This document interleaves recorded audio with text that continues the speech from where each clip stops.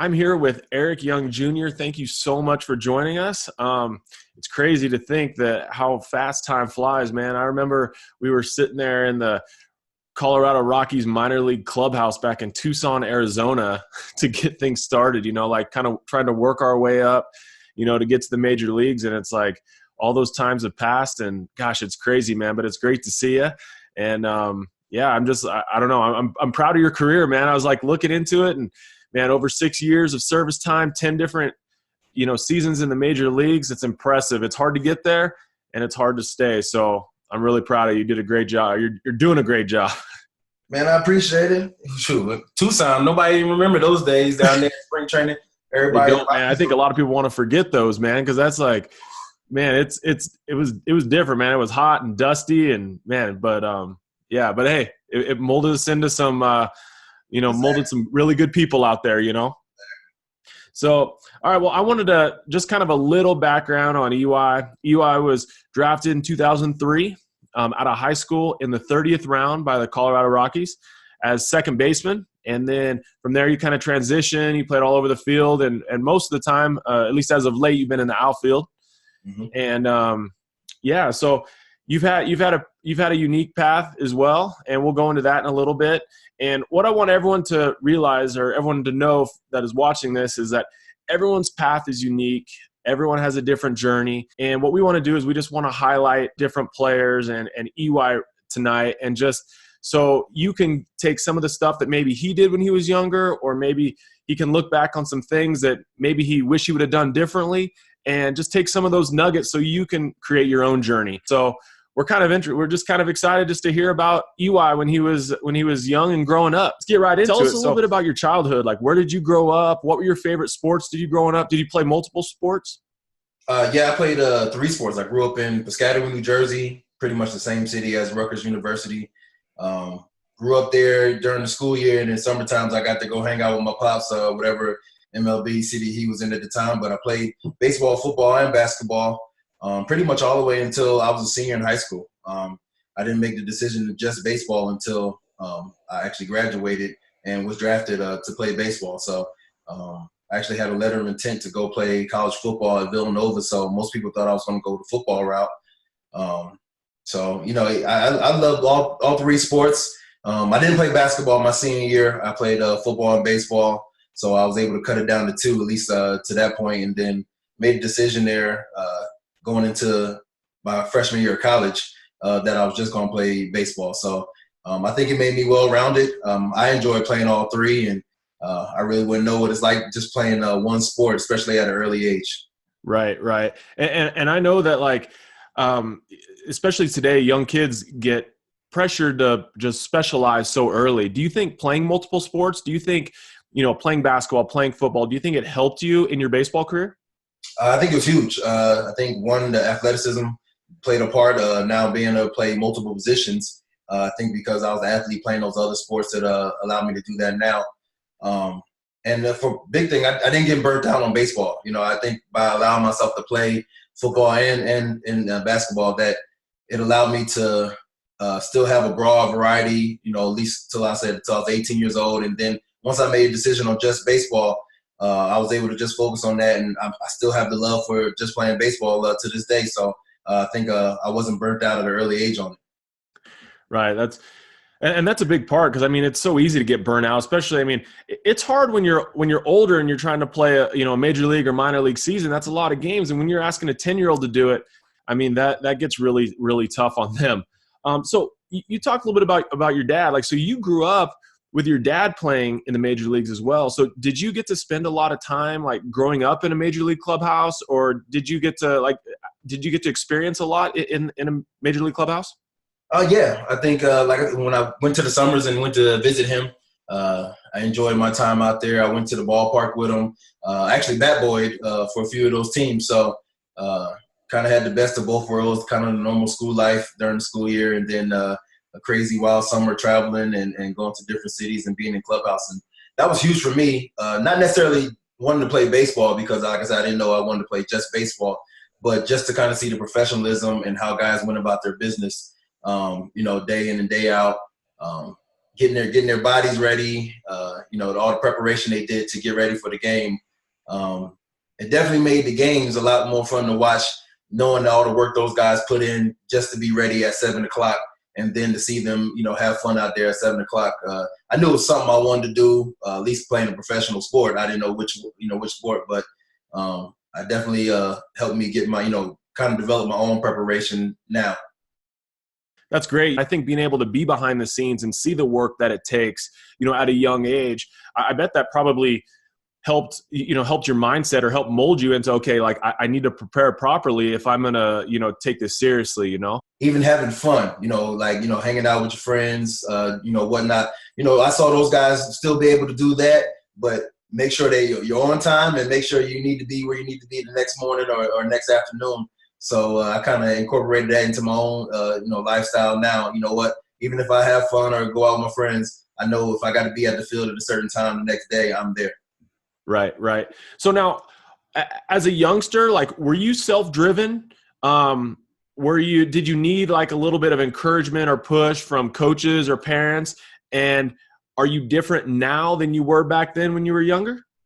I think it's probably similar to this day. I think I didn't need to be driven by anybody else. I love to go out there and compete. I love the craft of each sport I played. I respected the grind. Getting all that, like I said, watching guys get their preparation. I knew that was very important. So I think just going out there and then competing against a lot of other talented people. I definitely wanted to be one to be recognized, one to have my name mentioned with those guys. So, that was one of my self-motivation, I guess. Right. So now what, I'm guessing that going from, when you were young all the way up to the major leagues, it wasn't just smooth sailing the whole way. Like I've encountered you in the minor leagues a few times, and, we've talked before games and stuff. So I know that you've grinded and scrapped your way. What are some obstacles that you've had to overcome, or maybe like an instance that was maybe just an obstacle that you were able to get through or get past, and how did you do it? I think when you early in the minor leagues, I kind of had not an easy way up, but each year I was, still getting jumped to the next level. And then, once you get to the big leagues, like you said, it's getting there and just staying there is definitely difficult. So I kind of had some ups and downs there.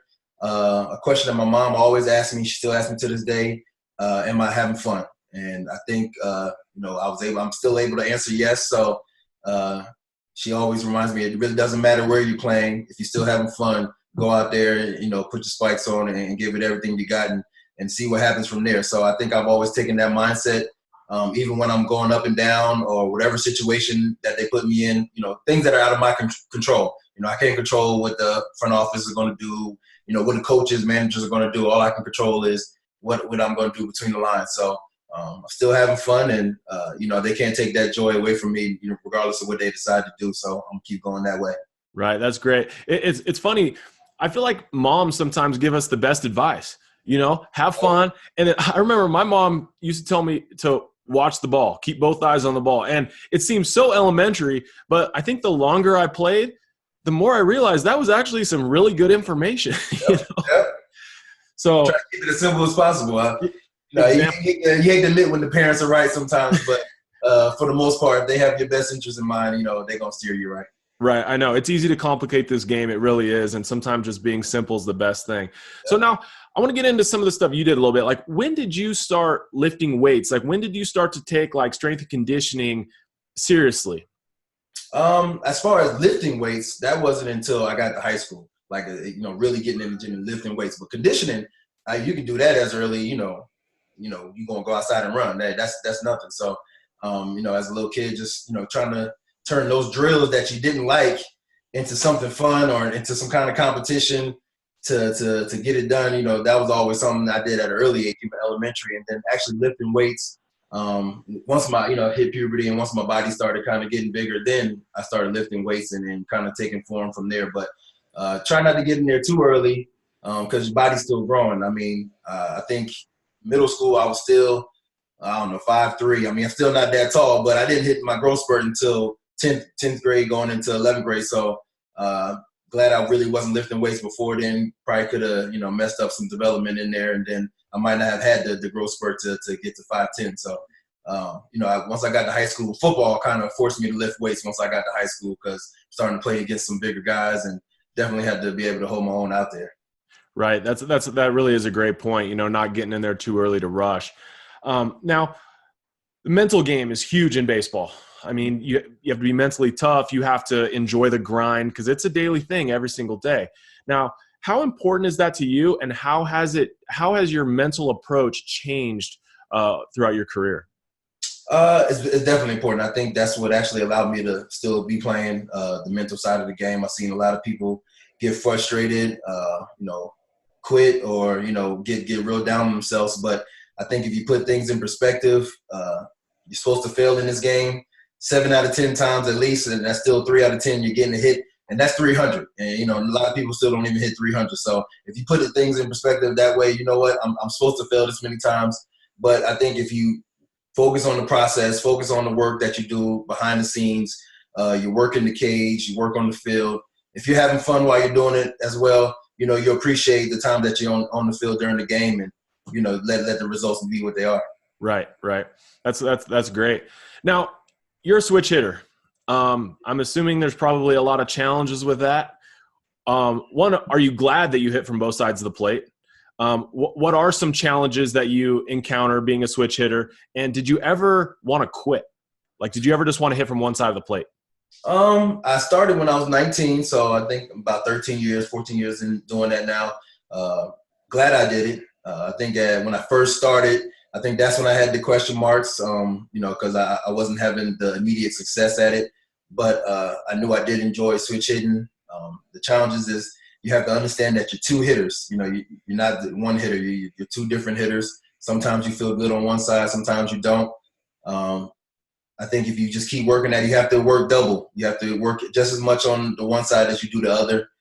So you might be in the cage a little bit longer than some. But the advantage is, you get to always face the pitcher throwing from the opposite arm, so the ball's always coming kind of towards you and rarely away from you. So that is one of the advantages. But I'm extremely happy with the decision to continue with it. And hopefully, I can encourage more people to want to do it. Right. Because it is kind of a lost art. I mean, you don't see as many people, I feel like, doing it as they did, a few years back. Do you have a hitting drill or anything that maybe you have used since you were young up to now, or something that you've carried with you for a while that has been really helpful for you, or you've kind of seen that drill with kids and they've been able to find some success with that particular hitting drill? I'm kind of boring when it comes to that, but I'm big on the tee. I love tee work, man. But I think if you're doing it right and with a purpose, then you can actually see, results. I think sometimes people go out there and they just put a ball on the tee and they swing and just hit at it, not really focusing on what they're doing or the purpose of the tee. I think if, you set up certain little targets around the cage and like I said, make it a game of it and try to hit that target and be consistent, keep hitting that target and kind of hit the ball where you want to hit it, especially when the ball's not moving. I think, you have good results in the game. I think if you can't hit the ball where you want it when the ball's not moving, it's going to be very difficult to hit something that's being pitched at you and moving in all different directions.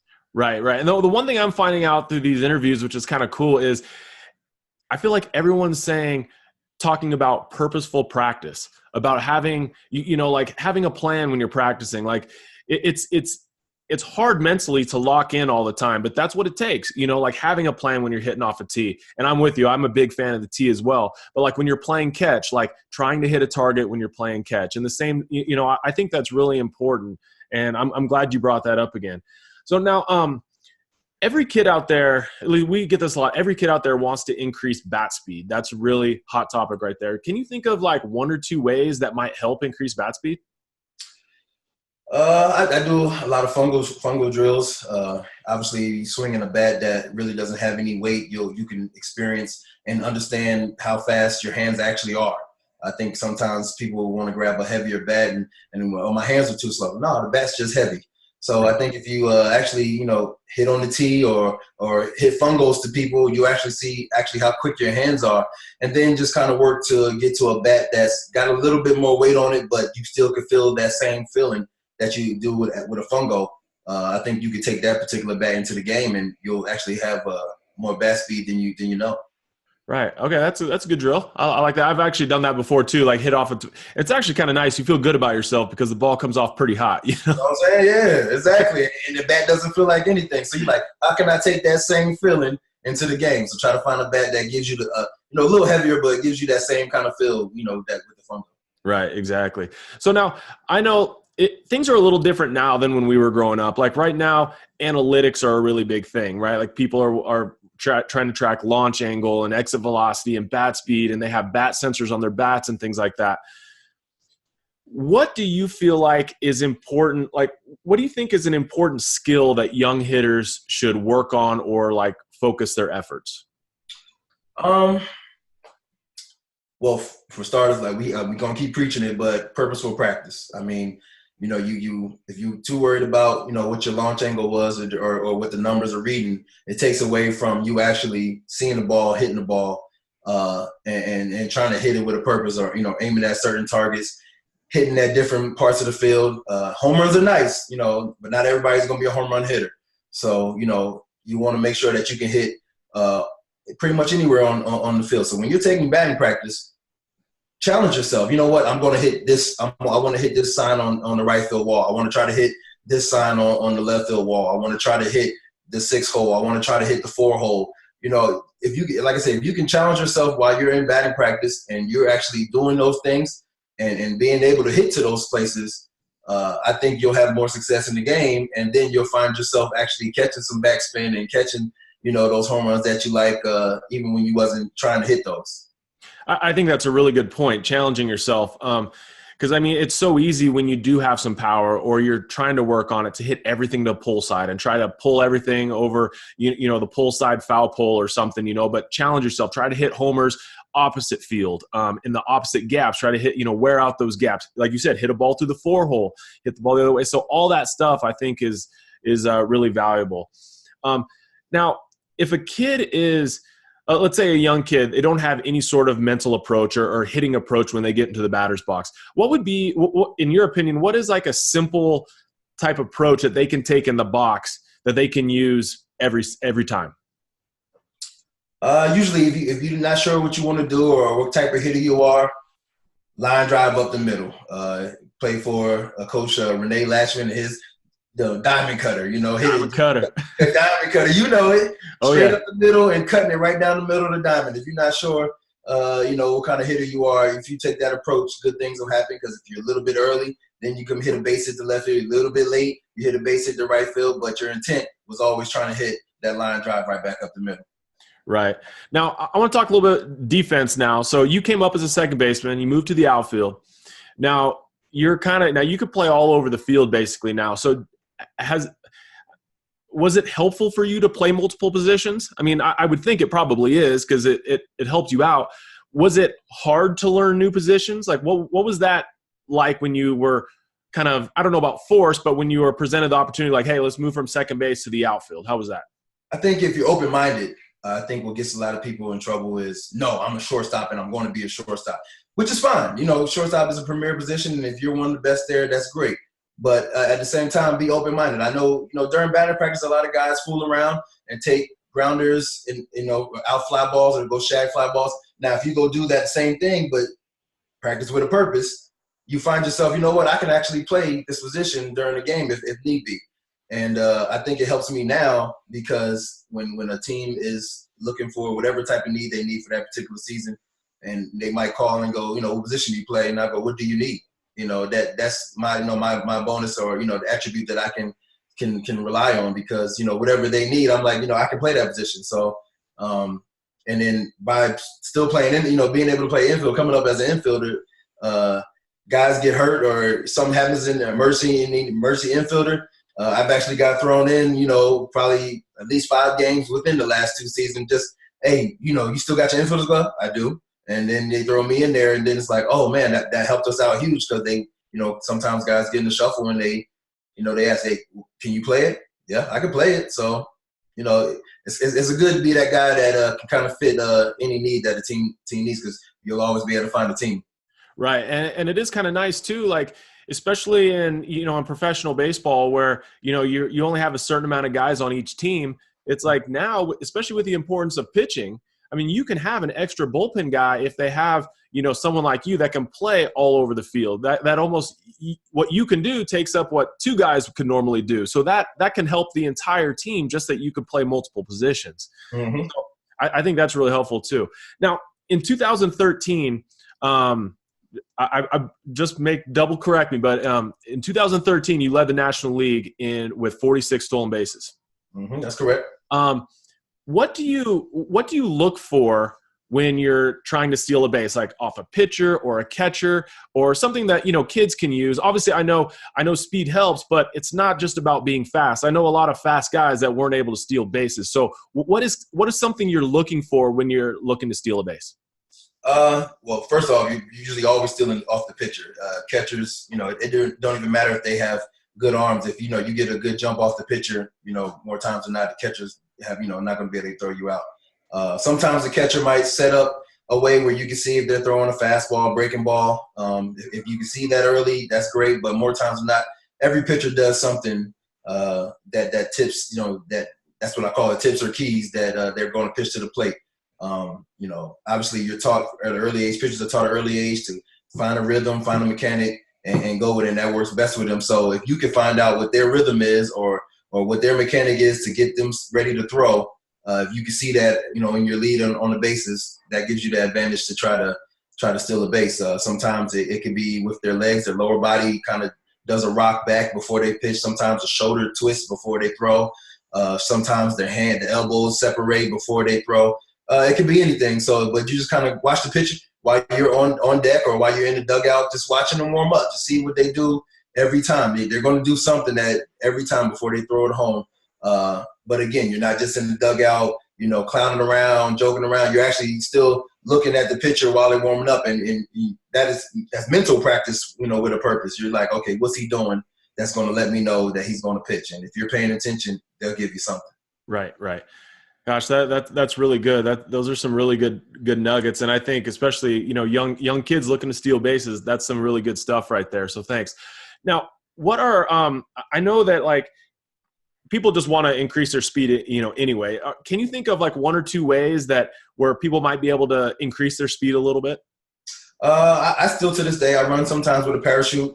Get out there and kind of stride out and really push with the wind resistance and challenge my legs. Sometimes very rare do I put maybe ankle weights on but if I do put the ankle weights on, I'm not running full speed. I'm definitely going to just kind of stride and make sure that I'm using my muscles as best I can. But I think the key for people increasing their speed is just being more explosive with their first step. I think a lot of times people just are either lazy or not explosive on their first step, and then they think they're slow. Which is not the case more times than not. Is they just need to be more explosive on that first step. A hurdle drill. Just trying to getting out the blocks. See what track runners do. They do to get out the blocks. Because it's usually safe and out call is usually made up from that first step. Right. So just getting up to top speed as quickly as you can, right, trying to get. Yep, exactly. Right. So now I want to know, what was your fastest 60-yard dash time? This is when I was in college, and I ran a 6.36, and even I felt like I was flying that day. Which when they finally told me the time, I couldn't believe it at first. But then two different people showed me that it was around similar time, and I was like, man, I felt like I was moving that day, and the legs weren't really feeling like they was touching the ground too much. But I was in top speed really quick. Well, I was thinking about this today, and I thought I remember. I mean, this story might not even be a good story, but I remember I met this guy. I think he was a catcher, I want to say, and for some reason he said he was paired up with you and maybe like the area code tryouts or one of those for like the 60. And I remember him telling me, he's like, man, I think I lost by like a second in the 60 when I had to go to CY. So I don't know if that was true or not, but I remember hearing that and thinking, you know what, if you ran a 6.3, like there's probably a good chance one of those catchers lost by a second. So I can't believe they put me with a catcher. Yeah, you know what I'm saying? It's like that was unfair to that guy. But no, especially those days, my younger days of high school and all that, I mean, I was moving then. Right, right. So now, okay, now going to defense real quick. There was a question that I kind of missed. Do you have any like defensive drills, outfield, or even especially in the outfield? Because I mean, we'll talk about infield drills and things like that, but you don't hear a whole lot about outfield drills. Is there any kind of defensive stuff that you like to do? Surprisingly, and it's funny, I guess this is where my other sport plays in. Catching football passes for outfielders is huge. It's fun, and obviously you're running with your head turned, kind of turned backwards. You're chasing down the ball, and you really got to focus on seeing the ball all the way into your hands. And that's similar to outfield drill. So to catching the ball in the outfield. So I do a lot of football passes, and then I'm real big on shagging. People sometimes just go out there, run down the fly ball, throw it in because it's just batting practice. But if you actually stand in your position and you track flight of the ball, see the way it's spinning, the way it's hooking, if somebody hit it pretty good or if they hit it, shallow, getting good reads off the bat, that's huge. I think if you are really practicing with a purpose during batting practice and you're shagging, you really want to get that first step quickness, the explosiveness off that first step, and really being able to read the ball off the bat. If it's a shallow hit, if it's in the gap, if it's behind you, working on your turn opposite, which is turning your head to the other side, even when, you seem like you got food on the ball. Batting practice is the perfect time to work on these things because, it doesn't matter if you miss it or not. You're really challenging yourself. Even balls that I'm going for it. I might not go for it in the game just because it's not a smart decision, but in BP, I'll go for it just to see where I'm at and if I need to get more explosive somewhere or make a better read off the bat. Yeah, I think that's a great point, using batting practice to your advantage and get work in batting practice and not just kind of goof off. So I think that's a great point for outfielders. And I really liked what you said about catching football passes. That makes total sense, and I never even thought of that. That's a really good point. So now you've been on a lot of teams, high school all the way up to the major leagues. Now, in your opinion, what makes for a good teammate? What makes for a good leader? And do you think that one person on a team can have like a positive or negative impact? Like, how much influence does just one person have on a team? I think it's huge. I think one player can have a huge impact on a team, whether they know it or not. I think, the attitude is everything. Somebody that can really focus on the process, getting in the cage, getting in on the field, getting the work in to prepare yourself for the game. And I think if you have somebody that can be the same guy every day. I'm not talking about a rah-rah guy every day. It doesn't have to be that kind of guy, but a guy that's going to have the same attitude, whether he went 4 for 4 or he went 0 for 4 that day. If you know what, he comes in every day, respects his teammates, encourages his teammates even when he's going 0 for 4, and not too high on himself when they're 4 for 4. I think your teammates can see that guy and respect him and appreciate him. And it makes it easier for you to cheer for that guy. And then when they go 4 for 4, you're excited for them because when they were 0 for 4, they were cheering for you and you was getting your hit. So I think a good teammate is very important to any club. They always talk about chemistry. And usually when they talk about team chemistry, I bet you it always come down to about 2 or 3 guys that pretty much held the glue and made sure everybody got their work in and was the same guy every day. Right. So you're kind of saying too, it's someone that's like focusing outward, not inward. And because like this baseball's tough. I mean, it's a team sport, but also you're graded a lot individually. But when those people are genuinely excited for their teammates and they're looking outward, I'm in agreement with you. I think that's kind of what creates leaders and just a good overall environment on teams. And you know what? That's something that anyone can do. Yeah. Any player can be like that. And then it makes it, like I said, it makes it easier for your teammates then to cheer for that guy when they're going good. Sometimes you don't want to be the guy that, has a bad attitude and, every team knows who it is. And, when he goes 4 for 4 and he's all excited, the team might not be as excited for him because, you know what, I couldn't stand that guy all the other days because he was a bad teammate. But when you're a good teammate, it makes it easy, for anybody to want to cheer for that guy. Because like I said, he comes to the field every day and cheering up his teammates, getting them ready to work, as well as making sure he's getting himself prepared. So it makes it easier for other guys. You know what? Let me go. I can watch this guy, and I'm gonna prepare myself just like him. And then more times than not, you might see yourself having results. I ain't gonna say every game you're gonna have good games, but you find yourself having better results more times than not. Right. Now, in your opinion, like, why do you think some players have long careers? I know this might be a kind of a tough question, but why do some people have long careers? And there might be some people that had equal talent to you or even better talent than you that, never made it to the major leagues or were out in 2 or 3 years. What are some separators that can create opportunities? I think the mindset, I think especially when you get to the higher levels, everybody's talented. Everybody has some kind of talent. You wouldn't, get to the major leagues or even the higher levels of the minors if you didn't have any kind of talent. So everybody has talent. I think the separators is how you carry yourself. Are you a professional? How do you go day in and day out? Are you on time?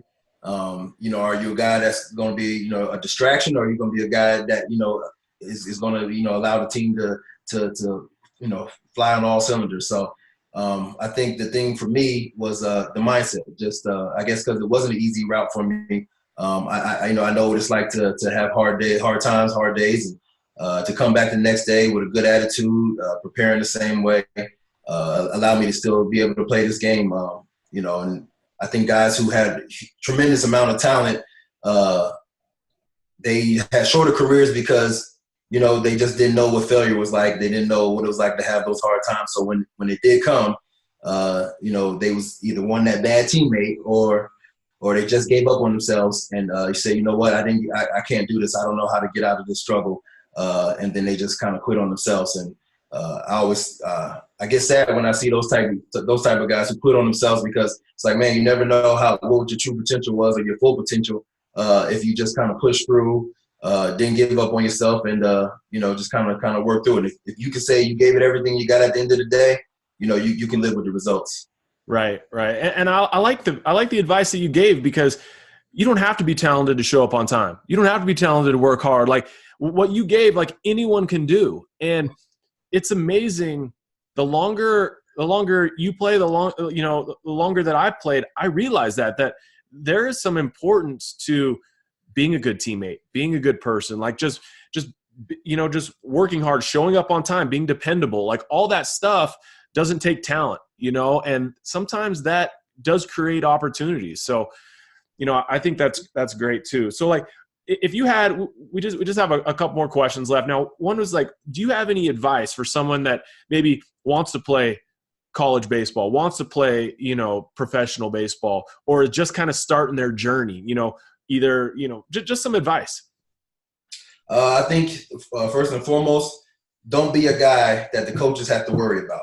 And what I mean by that is, like we've been saying, knowing the schedule, being on time, showing up to the ballpark early. I don't even say when you need to be there early, getting your work in without anybody having to tell you where to be, practicing with a purpose. These type of things will one, benefit the coaches, because they know, one, okay, I don't have to worry about this guy. Two, I know he's going to have at least a few teammates going to be with him, just because, they either, one, don't want to get outworked by that guy, or two, they like the way he goes about his business. He or she goes about their business.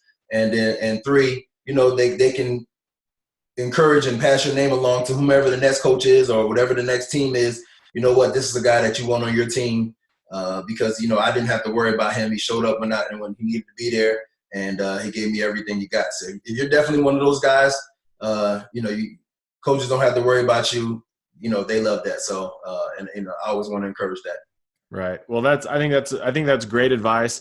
And the last thing I just want to hit on, EY, do you have any sort of foundation or charity work or anything that's close to your heart that that you just want to you want to talk about, that you want all of us that are listening to know a little bit more about, and also how can we help? Well, no, not anything in particular, but I definitely getting big into motivational speaking and public speaking. So I love to inspire. And I don't know if you can see my shirt. I love it. I love it. So I'm always trying to, encourage not only the youth, but those older as well, with different life stories, different things, different challenges that I might have come across. And I'm big on definitely getting people to put out their best foot, and try to maximize their potential. Like I said, It doesn't matter if you have the most talent in the world, the least talent in the world. If you're somebody that, got a work ethic and a drive, and sometimes you just need a little bit of motivation, I definitely want to be able to be someone to help. So just like you did, contact me anytime, and definitely love talking. Well, EY, it was great. It was great catching up, and you gave us so much stuff that I think the parents, the kids, the youth coaches can take and just kind of work on with, in their own journey, in their own path. And so I want to thank you for your time. I know it's precious, and just thank you so much. Again, I think all your information is going to help out so many. So thank you so much, and good luck this upcoming season. Man, I appreciate it. And for all you parents, players out there who don't know much about Dougie B, he was a grinder, competitor, man. Still one of my favorites to be on the team with, and one of my favorites to go against, man. Always a pleasure playing against you, man. Well, thanks, EY. You're the man. Have a good one. Thank you, man. Appreciate it.